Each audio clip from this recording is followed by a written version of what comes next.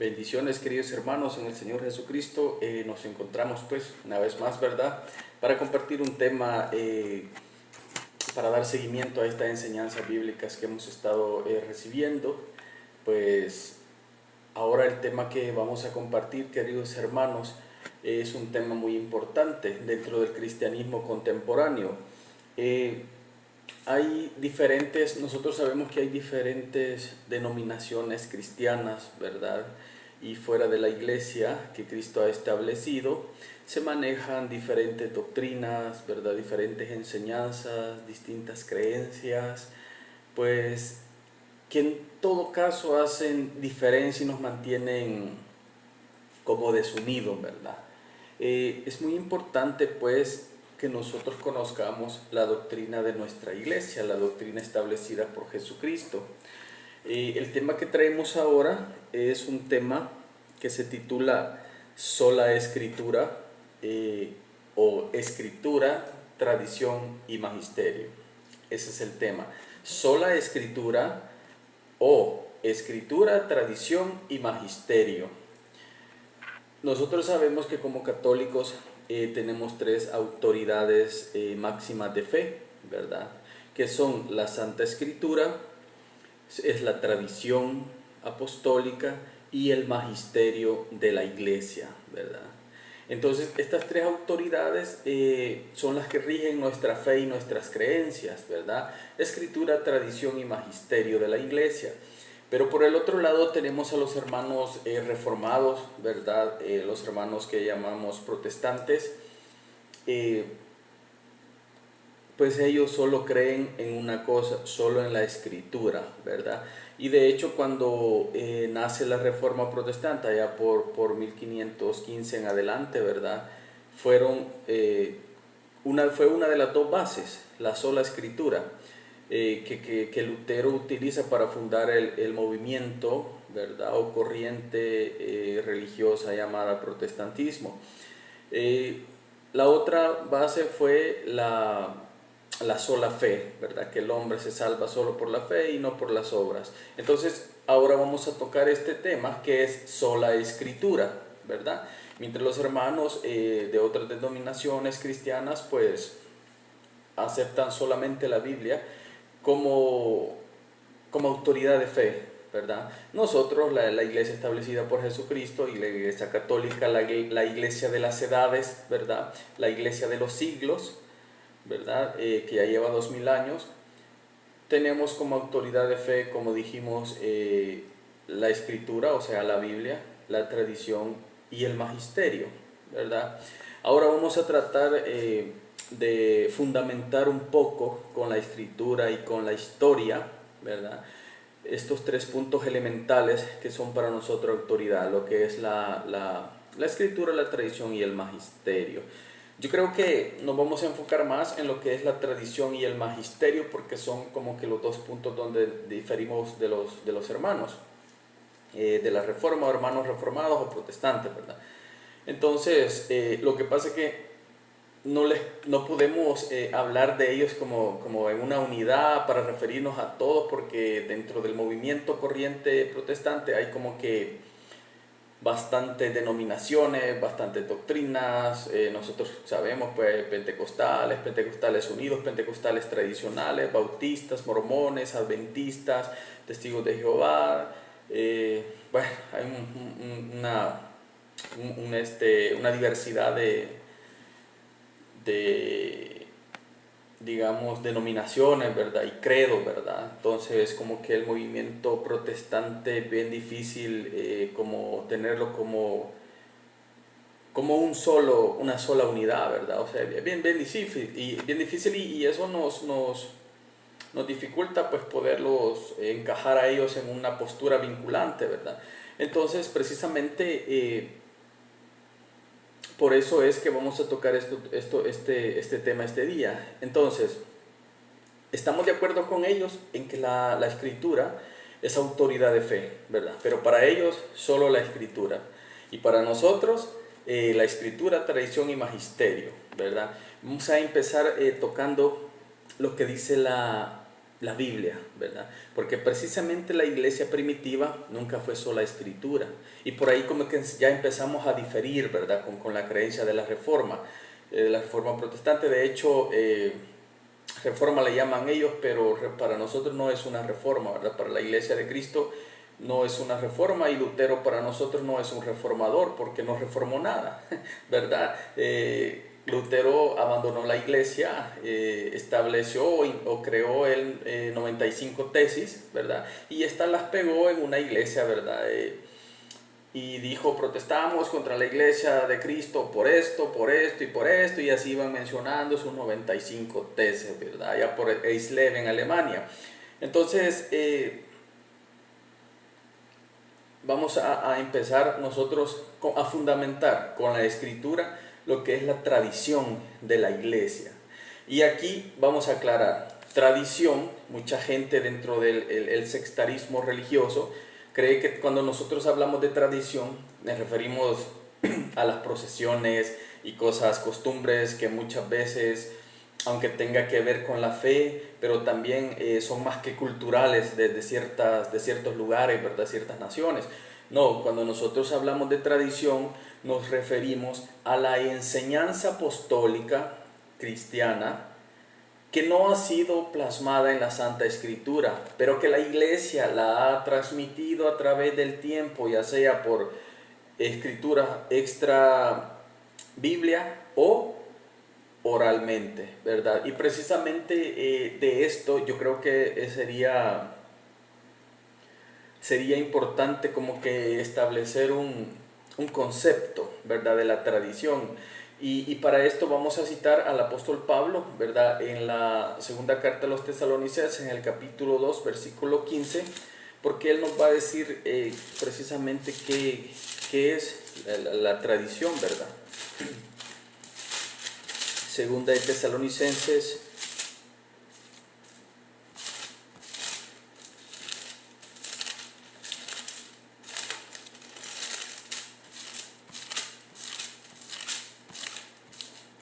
capítulo 2, versículo 15, y dice San Pablo, voy a leer las dos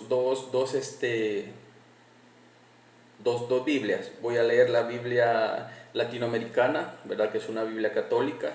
Y voy a leer también la versión Reina Valera 1960, como que es la que un poquito más acertada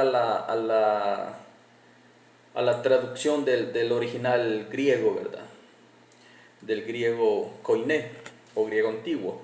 Y dice la segunda carta a los Tesalonicenses, en el capítulo 2, versículo 15, dice así: por lo tanto, dice San Pablo, hermanos, manténganse firmes y guarden fielmente las tradiciones que les enseñamos de palabra o por carta.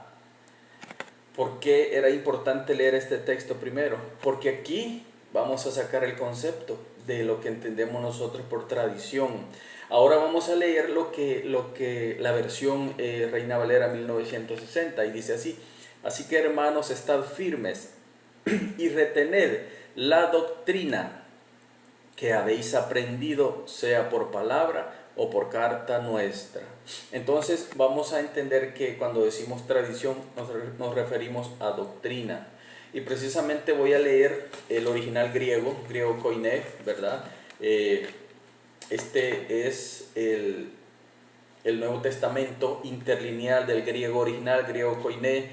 Y de hecho esta versión es de un teólogo protestante llamado César Vidal. Es buenísimo, es un buen trabajo. Entonces, vamos a ver lo que dice. Así que, hermanos, estad firmes y retened las enseñanzas transmitidas en las que fuisteis enseñados, ya sea por palabra, ya por carta de nosotros, dice aquí, porque aquí, como es una traducción original, hay que como que darle forma, ¿verdad? Entonces dice: así que, hermanos, está firme y retener las enseñanzas transmitidas en las que fuiste enseñados, ya sea, vamos a decir, por palabra o por carta nuestra, ¿verdad? Y vamos a subrayar la palabra transmitidas, enseñanzas transmitidas. Original griego koiné, ¿verdad? Biblia interlineal, griego al español. ¿Por qué digo vamos a subrayar la palabra transmitidas? Porque precisamente es lo que estamos buscando, sacar un concepto de tradición, y eso es precisamente lo que llamamos tradición. Las enseñanzas que han sido transmitidas a través de los siglos, que no estaban escritas en la Biblia o no han sido plasmadas en la escritura o en los libros que nosotros llamamos como libros inspirados, al canon bíblico que nosotros tenemos como libros inspirados. Sino que la tradición es enseñanza apostólica, enseñanza cristiana, que ha sido transmitida a través de los siglos, pero documentos fuera de la Biblia, o, como dice el texto, de ya sea por carta o de palabra, ¿verdad? Por carta o de palabra. Entonces, queridos hermanos, vemos que San Pablo, el apóstol Pablo, pues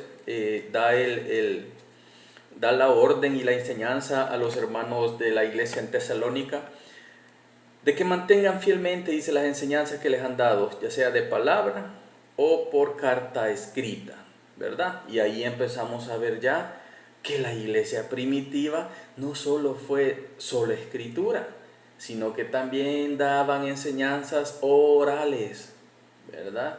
Y en otros documentos. De hecho, dentro de la patrística nosotros encontramos pues casi todos los padres de la iglesia mandando cartas a las iglesias, San Ignacio de Antioquía, ¿verdad? Irineo de León, San Policarpo, ¿verdad? Entonces, todos los padres de la iglesia en algún momento tuvieron que enviar cartas a las determinadas comunidades de la iglesia, ¿verdad? En Antioquía, en Colosa, en Roma, ¿verdad? En Corinto, en Éfeso. Entonces, pero todas esas cartas no fueron incluidas dentro del canon bíblico, ¿verdad? Pero sí eran enseñanzas. Y precisamente vamos a ver lo que dice el mismo apóstol Juan en el Evangelio de Juan, el capítulo 21, del versículo 24 al 25. Dice el apóstol Juan en el capítulo, este es Evangelio de Juan, no la carta, en el capítulo 21, versículo 25, el último versículo del Evangelio de Juan. El Evangelio de Juan solo tiene 21 capítulos y el último capítulo, que sería el 21, tiene nada más 25 versículos. Y dice así: Jesús hizo también otras muchas cosas, que si se escribieran una por una, creo que no cabría lugar en el mundo para tantos libros, ¿verdad? Entonces podemos ver a través del Evangelio que hay enseñanza de Cristo, pero que no fue escrita toda en la Escritura, porque como dice el apóstol, no cabría tanto libro, ¿verdad? Y entonces podemos ver desde ya que hay tradición, que hay enseñanza bíblica, que hay enseñanza cristiana, enseñanza apostólica que no ha sido plasmada en la Escritura. Por lo tanto, y por eso, la iglesia primitiva, la iglesia temprana, no fue sola escritura, ¿verdad? Fíjate que, como les decía, los apóstoles, el mismo Pablo, mandó muchas cartas, ¿verdad?, a la iglesia. Y precisamente en la primera carta a los Corintios, en el capítulo 5, versículo 9, vamos a encontrar algo muy importante que Pablo le dice a la iglesia. Le dice Pablo, en mi carta, 1 Corintios capítulo 5, versículo 9, en mi carta les decía que no tuvieran trato con la gente de mala conducta. Por supuesto que no me refería a los no cristianos, ¿verdad? Entonces dice Pablo, en mi carta, en otras versiones dice en la carta anterior, pero esta carta que nosotros tenemos, como la primera carta a los Corintios, nos está diciendo, en 1 Corintios capítulo 5, versículo 9, que el apóstol Pablo ya había enviado otra carta a la iglesia de Corinto. ¿Y por qué no la tenemos nosotros? Sino que tenemos la segunda carta, nosotros la tenemos como primero. Y de hecho, según los historiadores, Pablo manda 3 o 4 cartas a la iglesia de Corinto, pero nosotros solo tenemos 2. La que conocemos que sería la segunda sería esta, y nosotros la tenemos como primera carta a los corintios. Y la tercera nosotros tenemos como la segunda, ¿verdad? Y las otras dos, ¿dónde están? No fueron incluidas en el canon bíblico, ¿verdad? Entonces, podemos ver pues que Pablo aquí le está doctrinando a la iglesia de Corinto con otra carta, pero que nosotros no la tenemos. ¿Qué nos dice eso? Que la iglesia primitiva no fue solo escritura, sino que también, o por lo menos no fue solo Biblia como nosotros entendemos la Biblia, en el canon que ya nos dio la iglesia y nos dijo, este va a ser el canon bíblico, ¿verdad? 73 libros, 46 del Antiguo Testamento y 23 del Nuevo Testamento. Entonces, podemos ver que hay otras cartas que no han sido incluidas dentro del canon bíblico, ¿verdad? Por la iglesia, por el magisterio de la iglesia. También en la carta que Pablo envía a la iglesia de Colosa, en el capítulo 4, versículo 16, San Pablo viene a decir algo parecido a esto. Vamos a ver Colosenses capítulo 4, versículo 16. Dice Pablo así: después de que sea leída esta carta entre ustedes, le está hablando a la iglesia de Colosa, procuren que se lea también en la iglesia de la Odisea. Escuchen, en la iglesia de la Odisea, y consigan ustedes la que yo les envié a ellos, la que ellos recibieron, para que la lean ustedes también. Ahora bien, vamos a hacernos la pregunta: ¿a dónde está en la Biblia esa carta que Pablo envía a la iglesia de la Odisea? No está esa carta. ¿Por qué no la tenemos? Precisamente porque los libros, las cartas apostólicas, las epístolas apostólicas pasaron por un filtro, por el magisterio de la iglesia, cuando compiló la Biblia. El magisterio pasaron por un filtro de inspiración mediante el Espíritu Santo para ver cuáles eran las cartas inspiradas. Las cartas inspiradas. Entonces, un punto muy importante en el que podemos ver y afirmar que la iglesia primitiva jamás fue sola escritura es que la iglesia pasó casi los primeros 4 siglos sin Biblia. Escuchen, la iglesia pasó los primeros 4 siglos de la iglesia, no había Biblia. No había Biblia como nosotros la conocemos ahora. Entonces la iglesia primitiva no pudo ser sola escritura, ¿verdad? Entonces, queridos hermanos, también el mismo apóstol Juan nos dice en el Evangelio de Juan, ¿verdad? Nos dice en el capítulo 20, en el versículo 30, que muchas otras señales milagrosas hizo Jesús en presencia de sus discípulos, que no están escritas en este libro, ¿verdad? Estas han sido escritas para que crean que Jesús es el Cristo, el Hijo de Dios. Entonces está diciendo Juan nuevamente que Jesucristo dio más enseñanzas, que Jesucristo hizo muchas cosas más, pero que no han sido escritas. Entonces, ¿dónde está esa enseñanza? Fíjense que el apóstol Pablo da un ejemplo de la doctrina o tradición oral, ¿verdad? De la doctrina oral, porque las cartas son la doctrina escrita, ¿verdad? La tradición escrita. Pero Pablo da un ejemplo de la doctrina oral que se manejaba. Si no me equivoco, en el libro de Hechos, en el capítulo 20, versículo 35, dice San Pablo, en el libro de Hechos capítulo 20, versículo 35, dice Pablo: con este ejemplo les he enseñado claramente que deben trabajar duro para ayudar a los débiles. Y oigan lo que va a decir Pablo: recuerden las palabras del Señor Jesús, hay mayor felicidad en dar que en recibir. Oigan, dice Pablo, recuerden las palabras que dijo Jesús, que hay mayor felicidad en dar que en recibir. Pero Pablo ¿Dónde aparece eso que dijo Jesús? En ninguna parte de los evangelios ni en ninguna parte de la Biblia dice eso, Cristo. ¿Y cómo lo sabe Pablo? Porque a Pablo se lo enseñaron los apóstoles. Tradición oral. ¿Y por qué se lo enseñaron los apóstoles a Pablo? Porque Pablo no estuvo con Cristo. Pablo no anduvo con Cristo. Pablo se convierte a Cristo después, en el libro de los Hechos, capítulo 9, ¿verdad? Cuando va a perseguir a la iglesia camino a Éfeso. Entonces, donde muchos dicen Pablo cayó del caballo, pero realmente la Biblia no dice que Pablo cayó del caballo, solo dice que cayó rostro en tierra. Mucho ojo con la doctrina de los hombres, ¿verdad? Porque lo que le agregues a la Biblia ya es palabra de hombre, ¿verdad? Y con eso hay que tener mucho cuidado, ¿verdad? Entonces, dice Pablo, recuerden las palabras de Cristo, hay mayor gracia, dice, mayor felicidad en dar que en recibir. Pero resulta que la Biblia no dice que Cristo dijo eso. Entonces Pablo, esa es enseñanza oral que Pablo aprendió de los apóstoles, que a su vez lo aprendieron de Cristo, pero que no ha sido plasmada en la Escritura, ¿verdad?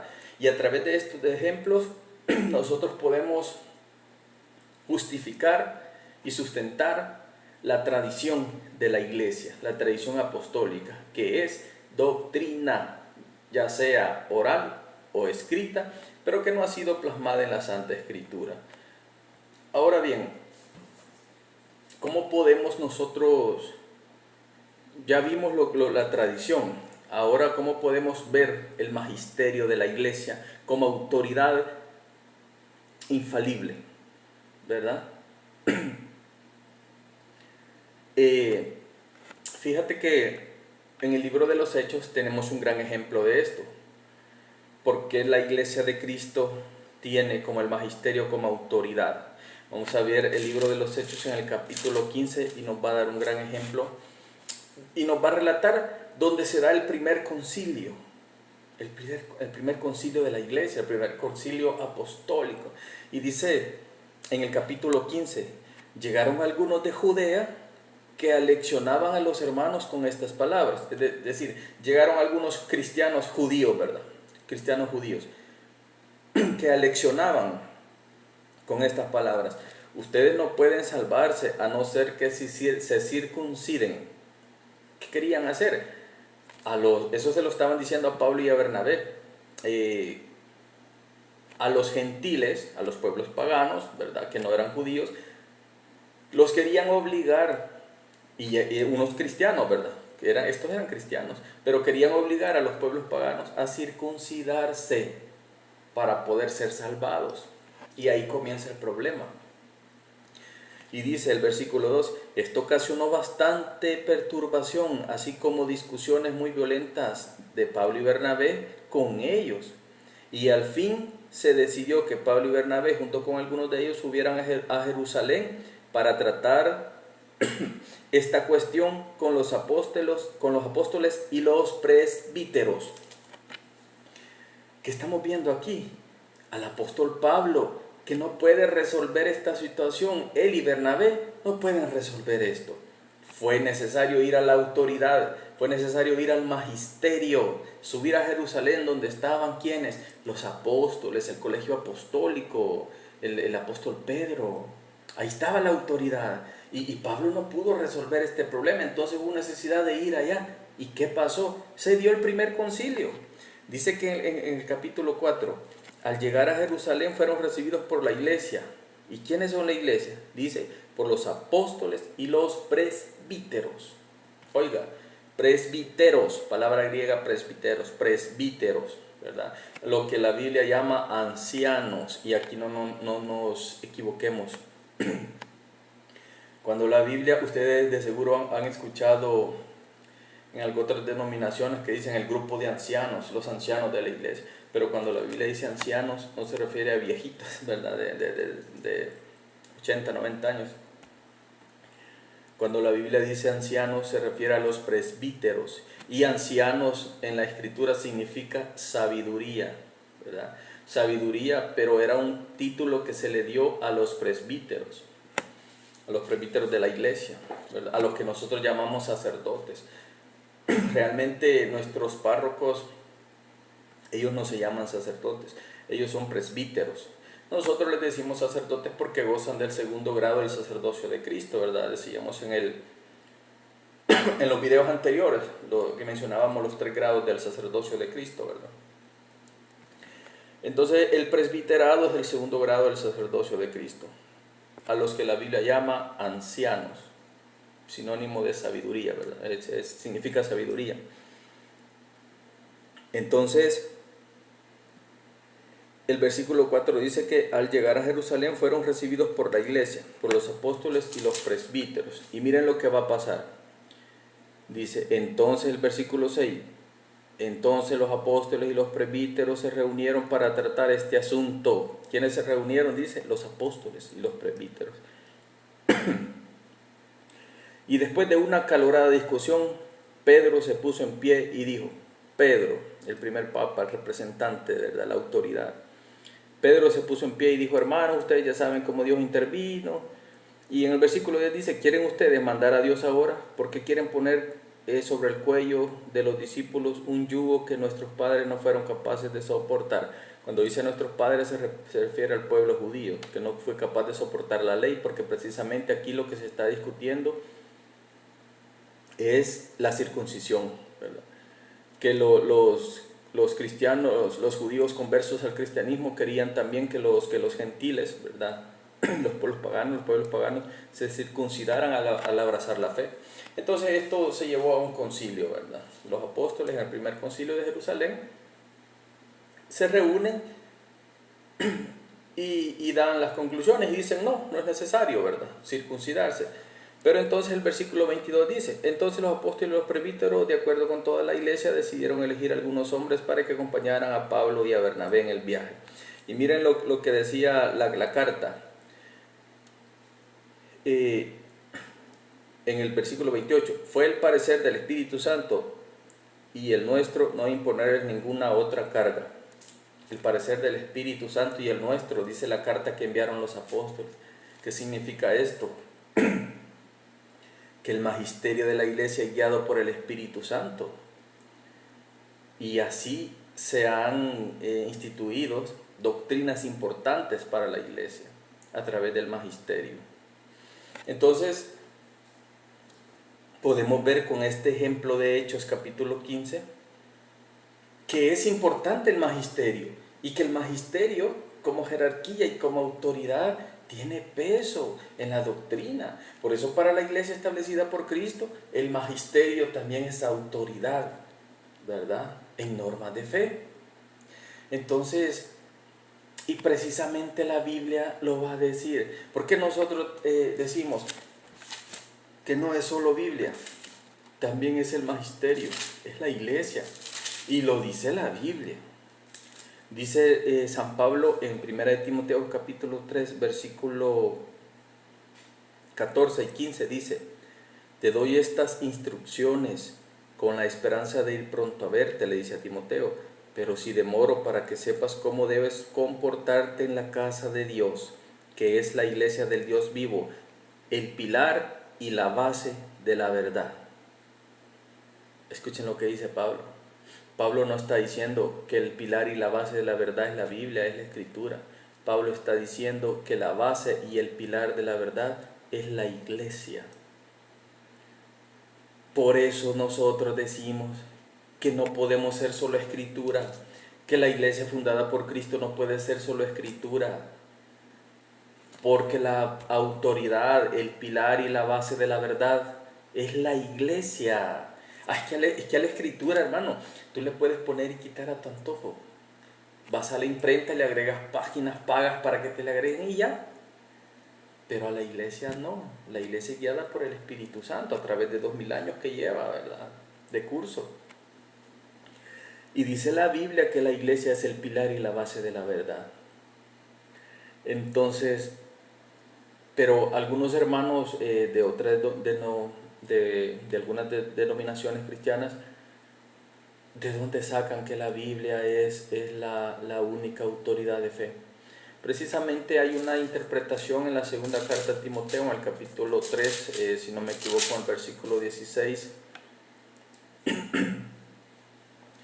Del versículo 14 le dice San Pablo a Timoteo, y dicen, aquí está la sola escritura, que la Biblia es la única autoridad de fe. Y dice, tú en cambio quédate con lo que has aprendido y de lo que estás seguro, sabiendo de quiénes lo recibiste. Además desde tu niñez conoce las sagradas escrituras. Ellas te darán la sabiduría que lleva a la salvación mediante la fe en Cristo Jesús. Toda escritura está inspirada por Dios y es útil para enseñar, rebatir, corregir y guiar al hombre y guiar en el bien. Así el hombre de Dios se hace un experto y queda preparado para todo buen trabajo. Entonces dicen, ya ven, solo la escritura.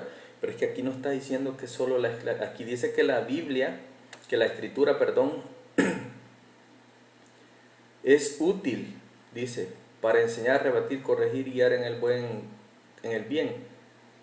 Entonces no encontramos aquí donde diga que la Biblia es la única norma de fe, ¿verdad? Eso no lo dice.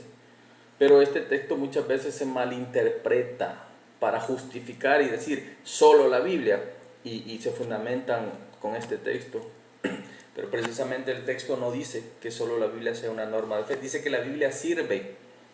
Pero ya vimos a través de la escritura que la iglesia primitiva nunca fue solo escritura, fue también magisterio, ¿verdad? Y tradición.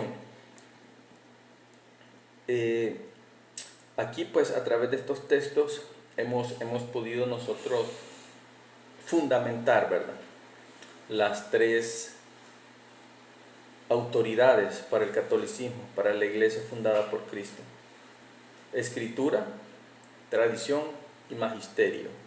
Mientras que los reformados dicen solo la Biblia. Las bases de la fe de la reforma son sola escritura, la sola escritura. Pero para nosotros no. Para nosotros la iglesia que ha establecido Cristo somos escritura, tradición y magisterio. Ahora bien, un punto muy importante por el cual podemos afirmar y sostener que la iglesia primitiva no fue solo escritura es porque la iglesia pasó sus primeros 4 siglos sin Biblia. La Biblia fue compilada allá en el concilio de Constantinopla del año 381. Ahí se formó el canon bíblico. Entonces, anteriormente solo habían cartas, unas por allá, otras por aquí, ¿verdad? Allá por el año 366, 367 más o menos, San Atanasio, católico, santo de la Iglesia Católica, por orden del Papa se va y reúne un canon, ¿verdad? Pero no lo presenta, él solo reúne un canon. Como no es autoridad, ¿verdad?, no se crea la Biblia todavía.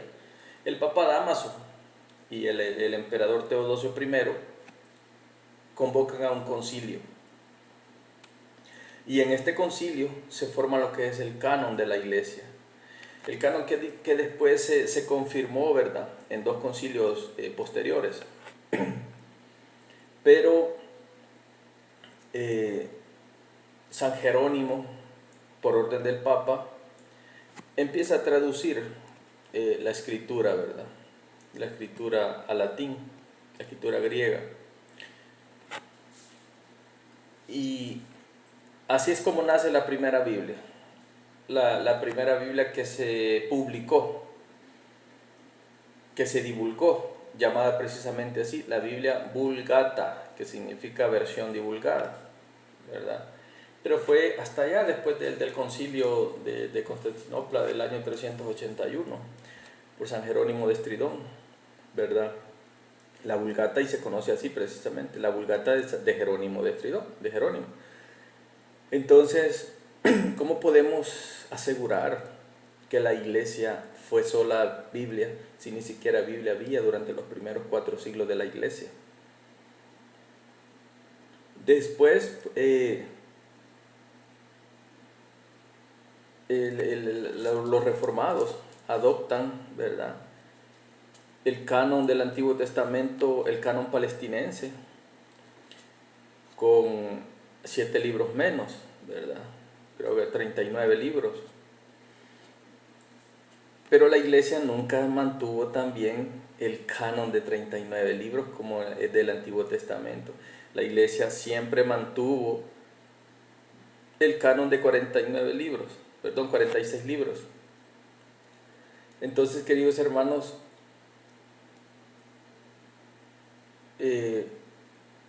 aquí podemos pues justificar, ¿verdad? Las tres autoridades de fe nuestras, que son la escritura, la tradición y el magisterio, ¿verdad? El magisterio, que es bien importante, ¿verdad? Porque ahí está la verdad, ya lo leímos en la escritura, la iglesia, que es el pilar y la base de la verdad. De hecho, muchos dicen, ¿verdad? Pero la iglesia católica se corrompió, dicen, ¿verdad? Con Constantino. Constantino fundó la iglesia católica, dicen. El emperador Constantino. Pero eso es fácil de rebatir a través de la historia. El emperador Constantino, vamos a hablar un poquito de historia. La mamá de Constantino nace en el año 250 y a la edad de 22 años parió a Constantino en el 272. ¿Cómo se llamaba la mamá de Constantino? Julia Flavia Helena, mejor conocida para la iglesia, para el mundo, como Santa Helena de Constantinopla, una santa de la iglesia católica. Entonces, ¿cómo va a fundar Constantino la iglesia si su mamá era ya católica? Ya creía en el cristianismo. Cuando Constantino aparece en el año 313,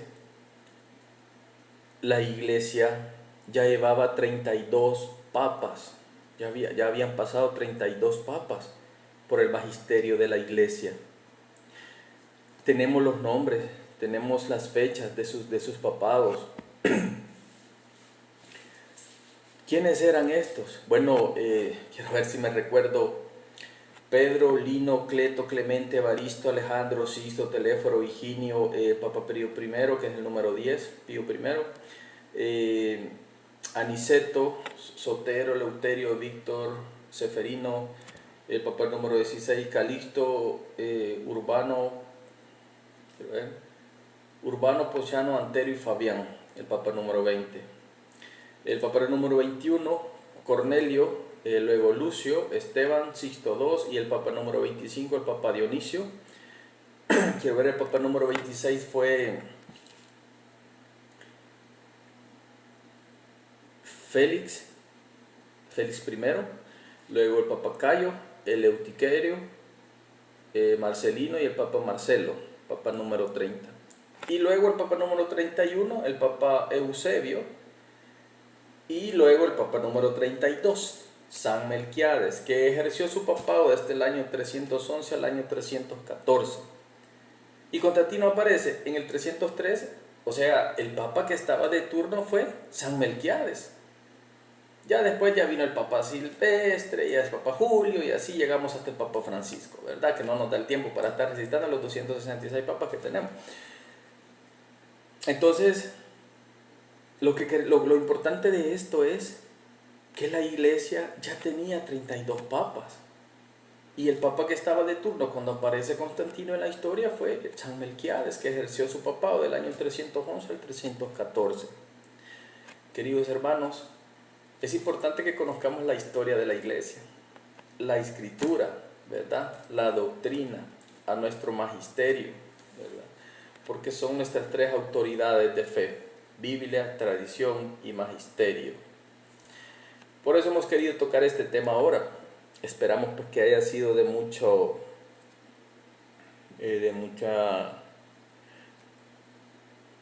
mucha riqueza, ¿verdad? Para nosotros. Pues el próximo tema esperamos hablar sobre el canon bíblico, ¿verdad? Vamos a hablar un poquito y quizás nos vamos a enfocar más en el canon del Antiguo Testamento, ¿verdad? Porque casi todas las denominaciones cristianas contemporáneas manejamos el mismo Nuevo Testamento, el mismo canon, ¿verdad? Del Nuevo Testamento. pero diferimos en el Antiguo Testamento, donde tenemos la diferencia de 7 libros, ¿verdad? Primera y segunda de Eclesiastés, Tobías, Judith, primera y segunda de Macabeos, primera y segunda de Macabeos, Tobías, Judith, creo que es Sabiduría, ¿verdad? Eclesiastés. Entonces, en estos 7 libros nosotros diferimos, ¿verdad? Con los reformados. Pero vamos a hablar un poco otra vez también en el siguiente tema de la historia del canon del Antiguo Testamento, ¿verdad? Entonces, queridos hermanos, vamos a llegar hasta aquí en esta ocasión, esperando pues compartir un siguiente tema con ustedes. Y pues por ahí nos pueden encontrar en YouTube como @pan de la palabra católica, ¿verdad? Y en Facebook también son compartidos de YouTube a Facebook en la página de Mike, ¿verdad? Ahí van a encontrar nuestros videos, nuestras enseñanzas. También van a encontrar algunas enseñanzas del grupo de hermanos teólogos, algunos peruanos, ¿verdad? Como el hermano Dante Urbina. Entonces, queridos hermanos, pues vamos a vernos en el próximo video, esperando pues que el Señor, ¿verdad?, nos dé la paz y la alegría de podernos encontrar